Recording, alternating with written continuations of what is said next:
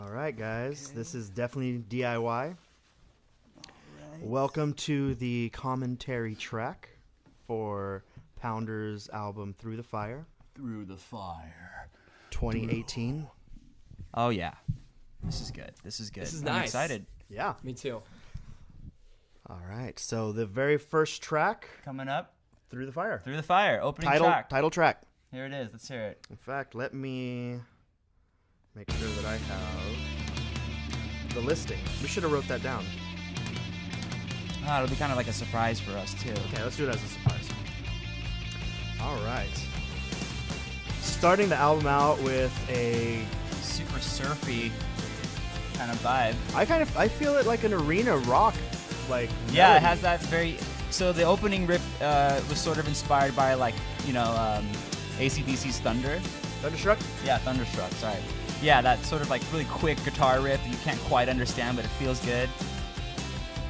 That was sort of the idea there. So yeah, it has that arena feel. Yeah, I think it's a really cool way to open it. It's it makes everything really big, and it changes up what we had our sound from before. There was a really cool trick that I was trying writing-wise with this song. I tried a double hook intro. So the first riff, and then it goes into this other sort of like sub riff, then going into the verse. So there's like And a double. that melody. Yeah, exactly. Yeah. So like there's a couple shifts and hooks before we get to the verse, which I've never really heard before. So that was kind of experimental here. Yeah, what I liked about this one in particular, because we were really talking about getting some album name ideas from lyrics. And this song in particular, we have Alex joining us in his pajamas. Dude, Alex is here. He's here dropping on the commentary. I like it. He's in his Batman robe. This is Alex from Love District. He plays bass. Yes. Good to see you, brother. We love Alex. What's up, brother? Love it. But yeah, so we had a lot of ideas for album names from lyrics, and this song in particular had a lot of good ideas. Yeah. There's a lot of real hooky lines in this song vocally. So one of the running ideas for the album title was "Dance Through the Fire." That was the first one, right? And then was there another one? "Wake Up the World." "Wake Up the World" and "Dance Through the Fire" were the initial ideas, and then we landed with "Through the Fire." I felt like for me that said enough and didn't say too much, and that's kind of what I was aiming for.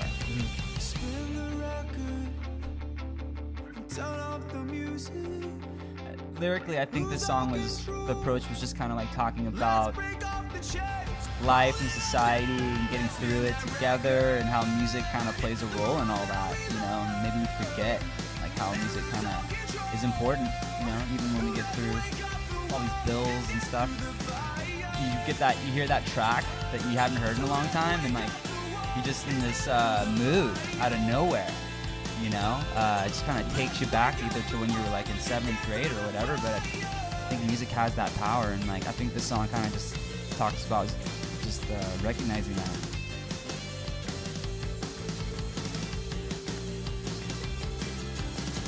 What do you think, Justin? I think it's great. Drumming wise, this album is definitely the most challenging.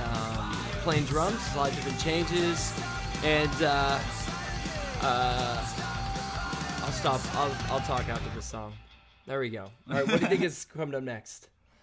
I think track 2 is Bad Boys. Yeah. So this is one of the older ones. Yeah, this is so what's cool about this album, I think, is there were some songs we kept from the past and a lot of new ones. So there is like at the root some of that old style that we had. And this song, I feel like it really shines like the old school kind of Pounder style. Yeah, because a lot of the stuff that, like this song, we've probably been performing for about 4 years now. Yeah. So all of you guys that have seen us within that period of time, you've probably heard this song a bunch. Yeah, we started writing a lot of stuff about 5 years ago, maybe a little bit over that. Yeah. So man. drumming wise, this what I was listening to when we were recording this album was a lot of reggae and Please, Clash, that kind of vibe. So a lot of my drumming is influenced from that kind of style of music. And obviously this song has a Police influence. Yeah, that's the little Easter egg I think in this song right there. We talk about listening to Police records. So that was something that was happening when this song was being written for sure. And that riff, I think, for me, I fell in love with Canary in a Coal Mine. Yeah. And that song has a different feel, but this song definitely is inspired by that Police song. So we kind of wanted to, I don't know, make a little homage to it or something. Now, I've always heard turning Japanese in that riff. I've always heard that. Funny. Oh, man. It's not like a rip-off, but it definitely has a feel like it. I always wanted to do that song at School of Rock, but it's got that one It's- bridge section. I mean, that whole song is no inappropriate. drugs, no sex, no. It's all about like Yeah. jerking off. So. The Japanese way. Yeah, Japanese way, which is That's the really what efficient way. they Less wasted motion. So this song has a key change for all you musicians out there. It's a very slight key change. I don't even think we consciously did it. We just Go from it, we just played another riff, and it's like, oh yeah, it feels well, right. it's kind of weird because we start in G major, and then we Go to go D. to D major. So it's just a slight shift, but it's like relative, so it works. I don't know. What's next? I think it's in Bombs. Bumps? Bombs. Oh right, bombs. Oh, here we go. Oh, yes. Classic, just like the white winged dove. Yeah, very much totally. like that. Just like the white winged dove.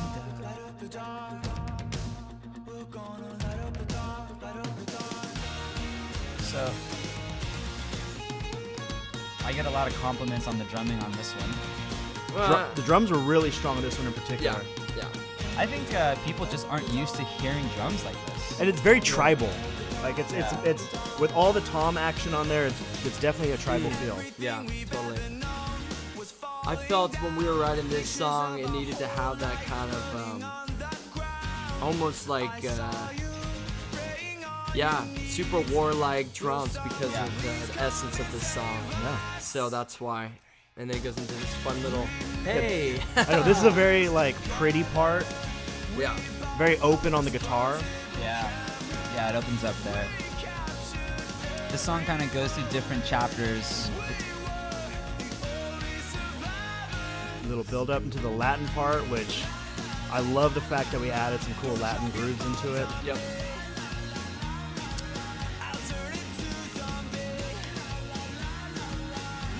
Yeah, this turned into a really cool danceable song. I feel like the song like takes like a couple different perspectives on war. So like if you're listening, like there's one perspective of like a family that loses everything in a home. Then there's like this other perspective of these kids watching, jets, bombers fly over them. And then there's this other idea that there's people in the mix dodging bombs and taking photographs of everything that they're seeing so other people can see what's happening, and they're trying to survive and get out of this thing alive, and they got each other. And so this is kind of the idea, and then like there's this other idea of like, dude, don't drop bombs on me, like, and we can kind of sing and like throw that away in this dancey way, which is kind of interesting. Yeah, it's nice the fact that it's if you think about war, how it's one entity that affects millions of people, and everybody gets their perspective, and it's all different. Like it's the same experience but looked at in different ways. That's just the nature of war. So it's cool that the song kind of has that kind of a flux to it. Super hard hits.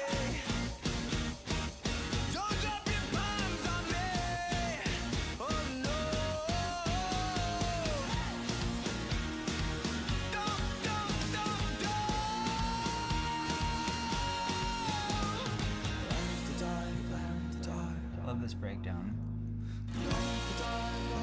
Vibra slap. Oh, yeah.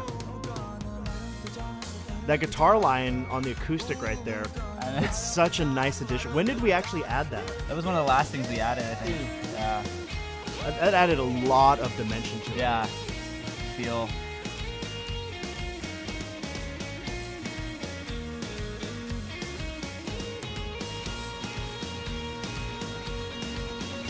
And this is another one that we've been playing for a while.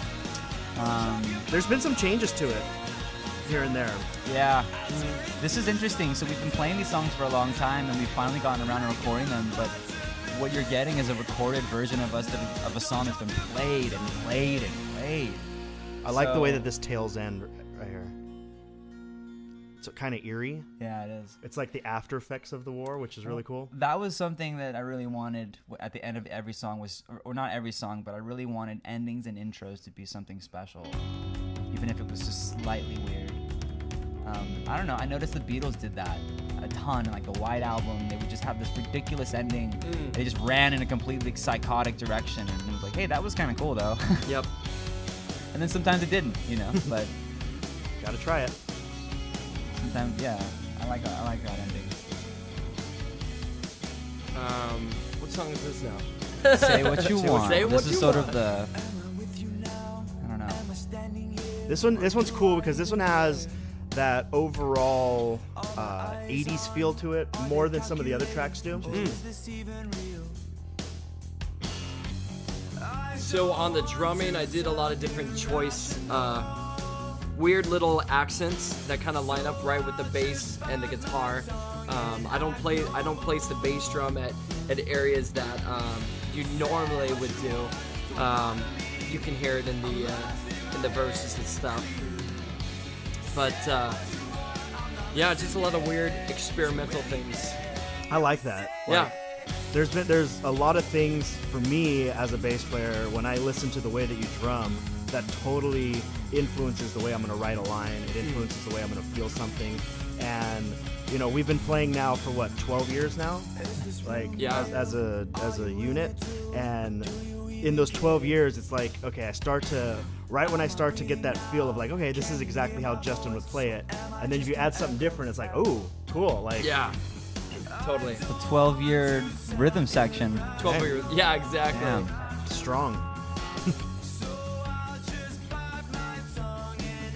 Yeah, for drummers out there, it's gonna be a really fun album to play too, because it's just got a lot of different things. Some dance, some surf kind of riffs, some punk rock stuff, and it's just a mix of everything. Super fun.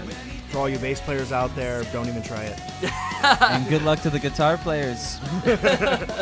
So there's a lot of cool stuff we're doing in this album. If you're a musician out there, we're doing a lot of me and Alonzo are harmonizing guitar and bass chords together, especially on Jazz Punk Paranoia. We got some stuff in Seven. We've got in this song, this section coming up, there's a lot of guitar stuff going on. That was totally purposed, and this album was more intricate guitar. I love this groove so much. Yeah, it's great. That might be of all of the songs that we have, this might be like my favorite groove Section. moment. Yeah, Yeah. It's so cool. Yeah, this part slowly crescendos, and as you know, if you guys have seen us play live before, we do a lot of breakdowns, a lot of crescendos, a lot of decrescendos, just to build that emotion through our live set. Yeah, dynamics has always been a big part of our music. Yeah. And that's something that's missed a lot in rock. Yep. And all of us have really gone through like actual schooled music. So that's always been just honed into us of dynamics and the importance of it. And I think that in this album in particular, like we go through a lot of peaks and valleys, a lot of breaking things down to very minimalistic musical ideas, and then just expanding them really big. Yeah. I always feel like volume is like a rock band's most secret weapon. That's Not enough people use the it. end of the day, man. That volume is the most shocking thing that you can do on stage. And if you just blow that out the entire time, there's nothing shocking about it. You have nowhere to go. There's Yeah, nowhere to go. that's true. So That's true. I always tell drummers, save that energy for that last chorus. Make that last chorus noticeably louder than your first two, just because you know that the audience will feel that. And that's their last impression. Yeah. And Like, oh my God, if they yeah. felt that extra energy at the end, Yeah. that's how they remember the song. Yeah. Old bands used to push tempos on their last choruses just slightly, just for that extra little rush. Like Rush. Sweet. It's good. I always love those clean endings. All right, so this was our original single. Oh, yeah. This was played on the radio like 3 years ago. Separate Ways. That's right. So how many versions of this linger. song? This song lingers. This is a linger. We can't get rid of it. We can't shake this one. I do think that this is a really great song. Yeah. How many times have we recorded this one? This has got to be the third time. Yeah. I Third think time so. recording it? Yeah, I think so. Yeah. Once with Steve, once as a demo, and then once with Jerry. Nice. Yeah, so that kind of goes back to all the places that we recorded for this album. It started off as demos at your place, and then we recorded at Fontanita's, Oh, I love that place. and then we'd also record at Sound Management. Yep. Yep. We did both of those places. Yeah. And then, how long was the break before we went with Jerry? Gosh. Oh, man. I don't think it was very long. I think that was when the Alien Ant Farm thing happened, and we released a bunch of tracks that we weren't like super happy with, like as being our next official album. So we started from scratch. Yeah, and again. but we clarification kept- on that. It wasn't as though we didn't think that they were good songs. We just didn't think that it was the progression that we needed to go to. It Yeah, didn't it was feel no like direction. it felt like we were playing songs that would have been solid for us 5 years previous to that. Right, good songs, but just not growing in the right direction.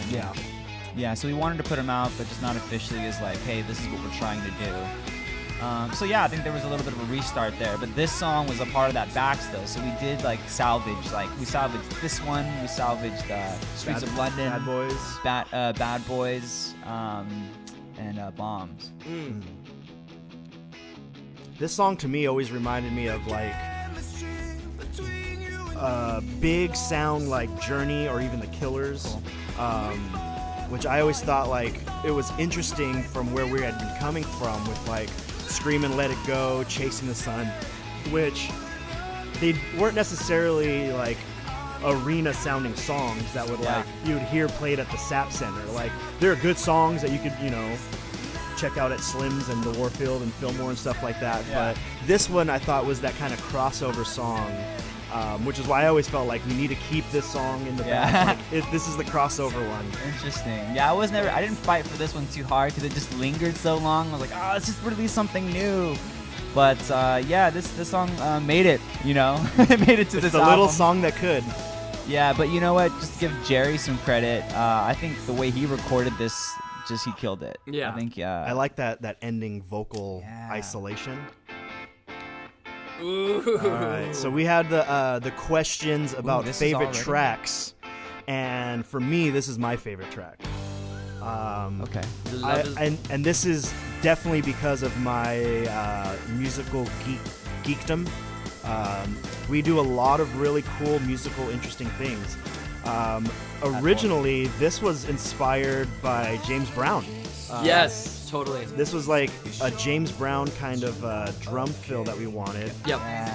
The little breakbeat. Run some real organ right at the gate, just real jammy. Yeah. Super groovy. No heavy distortions on this, really. It's just a different sound and feel for us, big time. This is such a huge shift. If you Here's just- that drum break. Love it. And it's very soulful here in the chorus. Yeah. Like with the adding of the tambourine, just the backbeat on it, just very soul. I love it. You know, I felt like with this song I was listening to at the time, Babe, I'm Gonna Leave You by okay. Led Zeppelin. Yeah. Oh man, when that song gets down. And I just wanted this like epic like heartbreak song that really sang out. And so that's what I think kind of went for here. I just love the tightness of the drums right there. Yeah. Yeah, what did you think of this song when you first heard it, Justin? God, that's a long time ago. This song was super fun to play and just funky. A lot of energy, obviously. This song move a lot. I move a lot during this song. And then the bridge is super fun to play.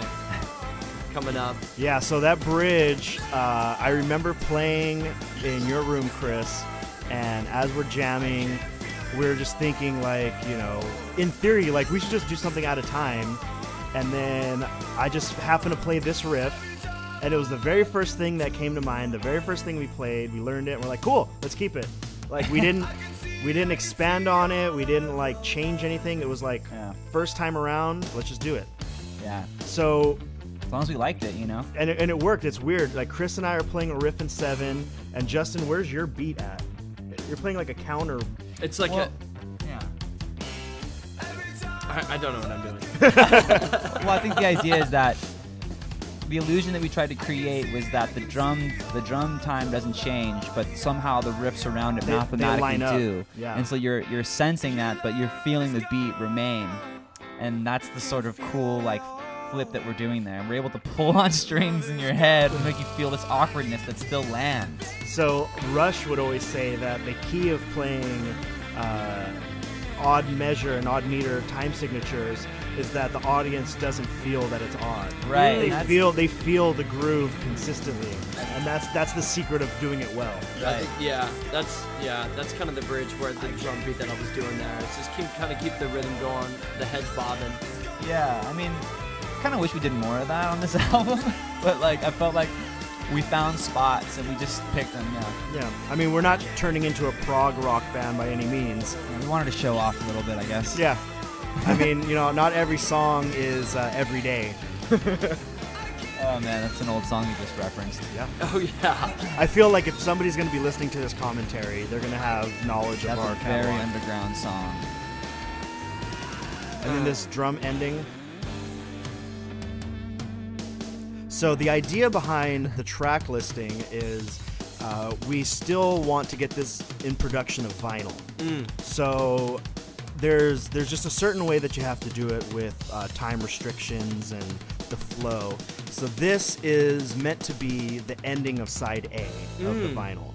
Cool. So it gives you that feeling of completion of, cool, that's an awesome last track. So then this is where you would flip it over, and this would be the B-side. beginning of side B. Another big entrance right here with another old track. Cool.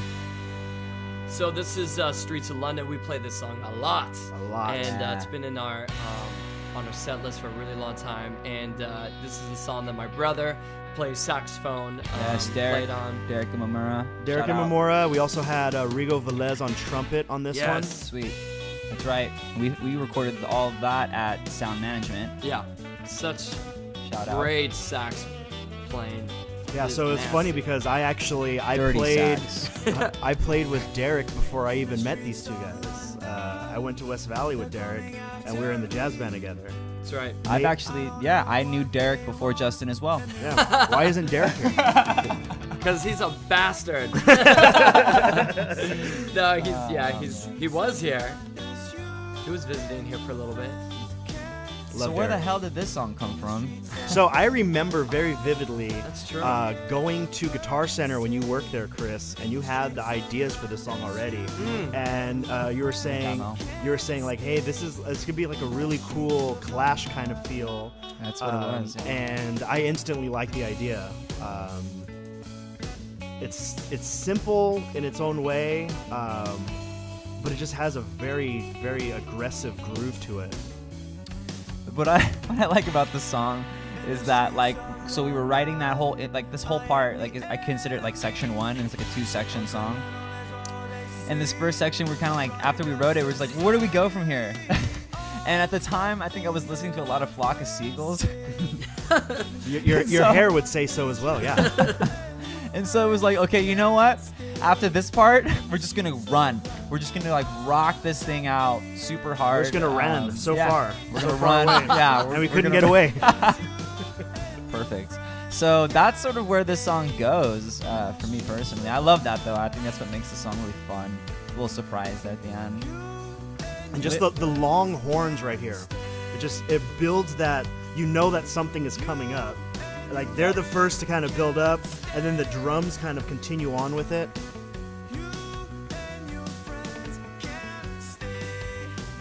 This is like the totally second song within the song.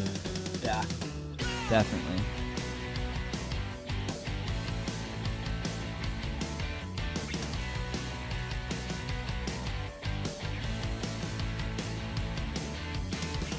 Lyrically, this song is pretty interesting.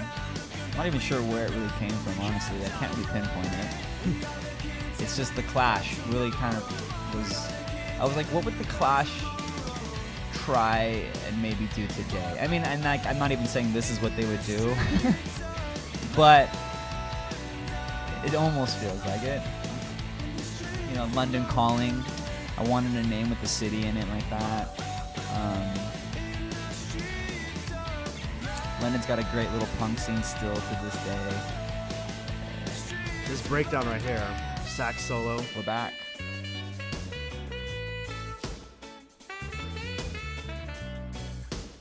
I really, really love the call and response between the sax and the vocals right here.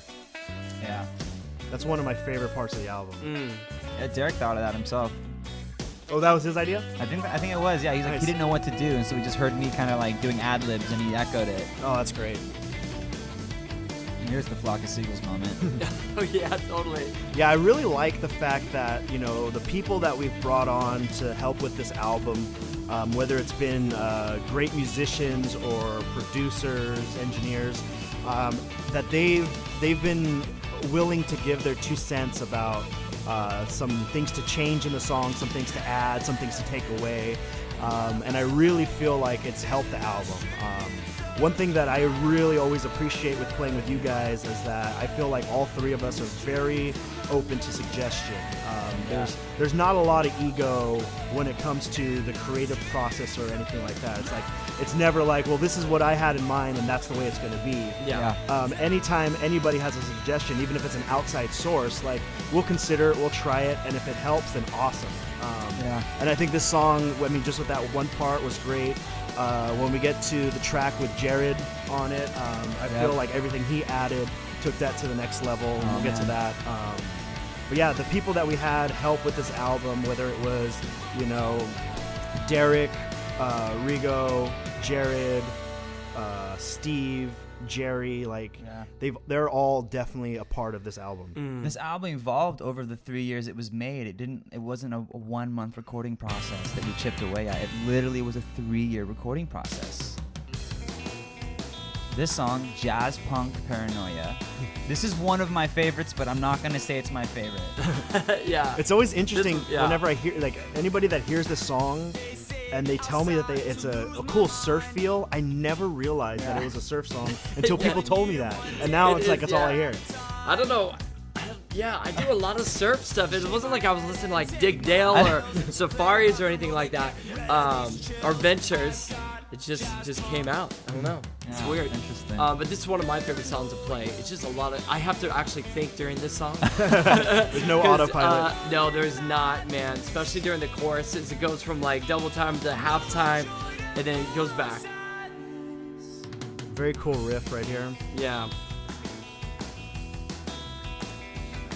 So the phrase jazz punk, it's kind of a play off of Jaco Pastorius, jazz bass virtuoso, who coined the phrase punk jazz for his style of playing.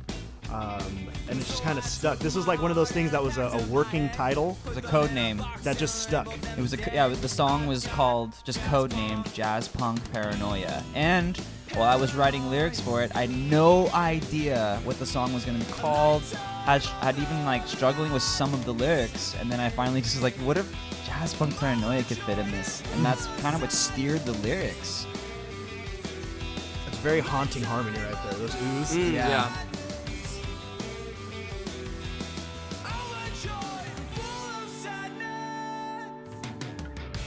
The first breakdown. For this section, like, for some reason, I just had in my mind of a piano bass part. Like, this is what I would feel like playing on the left hand, on the lowest register would kind of feel like. I love the bass here, yeah. I feel like this section could be a hip hop like sample. Someone could totally rip this off. Oh, with all the cross sticks and everything too. Yeah. A lot of cross sticks on this album. There is, yeah. That snare drum was just fantastic to do some rimknock action.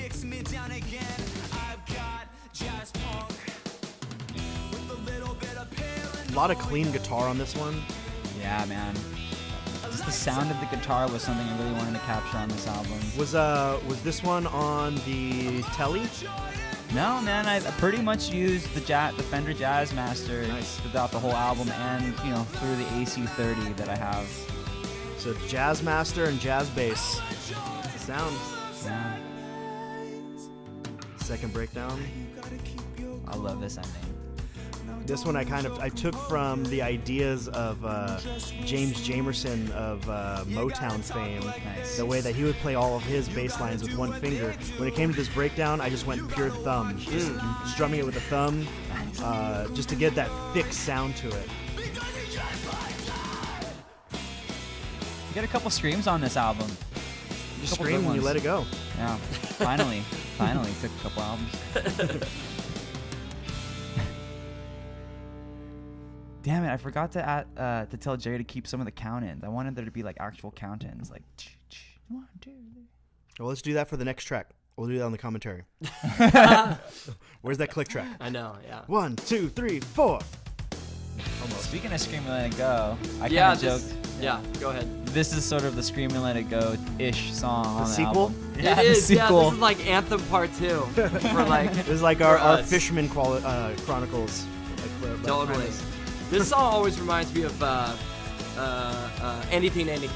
Yeah. The drum parts that just kind of like the vibe, Super and driving. the drums just drive the entire time. Same beat, same freaking bass, snare feel. Yeah, that feel. That's very much a Pounders sound. Yeah. And I think that song from Dramarama is like a lot of, especially in the early day, a big blueprint for us of like Yeah, of totally. how sound works. That song is a great example, though, of just a drum, bass, and guitar working really well together. Create a super hooky song. Yeah. How many different versions of the lyrics did you have for this song? I know you've gone through a bunch. That's right. So that was actually one of the hardest things for me, is writing the lyrics for this album, because I was writing the lyrics from a whole point. So I wasn't just looking at the song, but I was also thinking about what the album needed, and like, because it needs to shift a couple directions, and so like, if I was writing a song that I felt like just didn't fit the rest of the other songs, I'd start over, and that was really hard. So because I wanted the song to mean a lot to me. So so finally, I kind of came up with a method of just writing the song over and over again until I found a version that I liked. And so instead of being upset about making the right version, I just wrote a couple versions, and just got kind of happily enjoyed writing it over again and trying new things and going, cool, I'm having fun, I'm exploring this song. And then finally, there was a version that I really liked. It was hard. A little key change, a slight key change here we did. For the pre-chorus? Yeah, a little pre-chorus key change, and then back into where we were. Those are things that we didn't need to do, that we just wanted to do on this album. Yeah. We just wanted to like try new things. This was not from the old batch of songs, but of these new batch. This was one of the earlier ones that we had come up with. I remember like jamming this one out a lot. A lot of the songs that we have now have like, we've written out like really cool instrumentals. I feel like this time we wanted to just sort of exist in the song longer, and we wanted listeners to as well. Yeah. A lot of moments. Yeah, like this, just jams, listen, sit back. Because that's what we do live. We like just extending parts and just getting a little bit of separation between like the constant verse, chorus, bridge. Like, Yep. let's just open it up a little bit. And then this deep breakdown, this was something that we did in studio with Jerry. Yeah, we muted the drums here just to see what it sounded like, Mm-hmm. and it added this really cool effect that we didn't think was possible. Then the switch over to acoustic. I want to do this live. It's just really tricky, Just gotta get one of those acoustic stands. Yeah. I know. It's not tricky, it's just a purchase. With your gift cards. That vocal was done last minute, that last Love You More. Had to redo that one. Alonzo wasn't happy with my original take. Well, the original take was It when we sucked. had... Well, it was because we had the drums going in on it. So once we took the drums out and it was isolated, it no longer had that feel of the vocals were the focus. Yeah. So we just needed to redo it so that way you can concentrate of like, okay, now this is going to be the only thing being heard. So just put a little extra on it.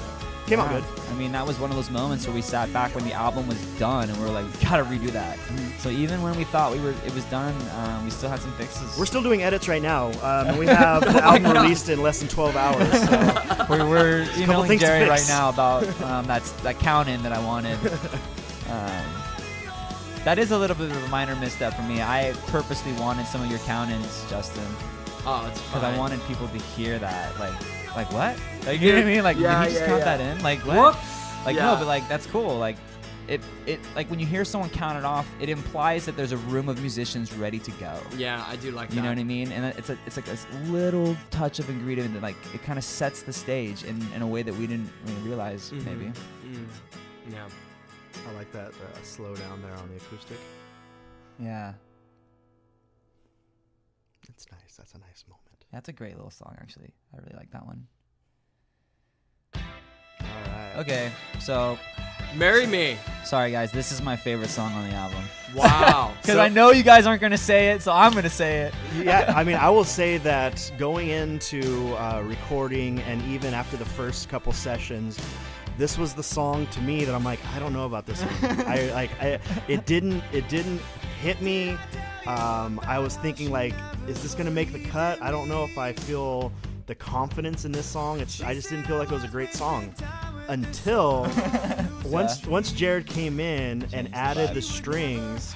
It totally changed the song for me. It added so many levels. It added a lot of layers to it. Thanks, and Jared. Yeah, he definitely made this song for me. I think that all of the he played violin and he played, what else did he play on it? Oh yeah, he hit a couple of different violins. I'm not 100% what they were Yeah, called, and but he was just doing it on the fly in the studio. he's a pro. He's Super. so good. He blew. He totally impressed Jerry. Jerry was just like, who did you just bring into my studio? So like right here. It's like, what? Yeah, let's exchange numbers. So yeah, Jared is he's a member of the band Bird and Willow, a local band in San Jose. They work really hard. They're actually working on a new album right now, so really excited for them, and we'll be supporting them when that comes out. But they're at a lot of shows too. Yep. So Jared's great. He teaches music as well. Yeah, everything that he added was essentially on the spot. I don't think that he did a lot of like retakes of ideas. Like he would listen, he had an idea, he would lay it down, and then he would harmonize it, and he would move on to the next section. Like, Yeah, he really was serious about this session. He had some really great ideas. He kind of tried some things, and then Jerry just kind of pieced it all together. Really cool. so here's that guitar bass harmony, and then it separates. Yeah, this is cool. Guitar goes on, the bass goes back We've never to. done something like this. So Justin, what's your spin on this? So Lonzo kind of gave his spin. On this song, Yeah, so he was sort of uneasy about it. actually, I liked having the breakup of the album and just having just like that one moment where you could just kind of almost like I don't know, Yeah, kind of like the moment when you go to a concert where it's like, okay, band's taking a break. right. The bathroom moment? Yeah, the bathroom. This was the bathroom moment. Beer line moment. Yeah, Great time to exactly. get a beer, babe. I'll Yeah, be back. I'll be right back. I gotta Here's use some the tissue. You bathroom. can cry. I'll be back. I gotta go to the merch booth, buy some merch so the line isn't too long later. This is sort of the tearjerker. Yep. I would guess more women will enjoy this than men, but I don't know. I felt like this was an interesting song because you always hear, I don't know, I never felt like there was a song from a male's perspective of someone struggling with trying to find a mate. I really felt like this was kind of an interesting spin on a relationship. And it hasn't really been like lyrically kind of vocalized this way. It's got a very simpleness, like simple kind of feel to it, sing-alongy. But yeah, it's a weird song. It's actually, the chord progression is inspired from Fleetwood Mac's Dreams. So it's kind of like a repetitive F to G kind of Yeah, feel, just while two the chord. guitar is on the major C, harmonizing over the whole song. I feel like when we first jammed this, I was playing the upright. Oh, when we were maybe. doing this at your place. Yeah, that's definitely kind of a pop-ish, definitely kind of more on the pop side. Very simple, little adventure. All right. This is a great song. Last track. This is a great song. Oh wow, Should have made this album longer. I know, what the hell. Love that synth add-on in the studio right there. Yeah. You kind of have to, if you're getting this album, you got to listen to it with headphones on, Oh, not man. earbuds. You got to get some muffs. Put Turn that it muff on up. your ear. Turn it up. This is a song that was definitely very much inspired by Tom Petty. Yes. It has that feel to it. We're all big Tom Petty fans, and Rest in peace. this is a song it's very simple. There's not any chord changes. It's just intensity changes. It's just the change of the way that we play it. But from the beginning to the end, it's essentially the same thing. But I feel like it works really well. It takes you through a journey, even though it's on one direction. So Justin, you didn't really announce your favorite song, did you? I did not. No, actually, you know He what? doesn't have one. My favorite song is the, what was it? Jazz Punk Paranoia. Cool. Yeah. A lot of those bass chord cross stick moments in this album. Just a lot. There's a lot. It had to do with that rim. Just a nice, beautiful rim. The rim shots are nice, though. Really. And the extra percussion right here. Oh, yeah.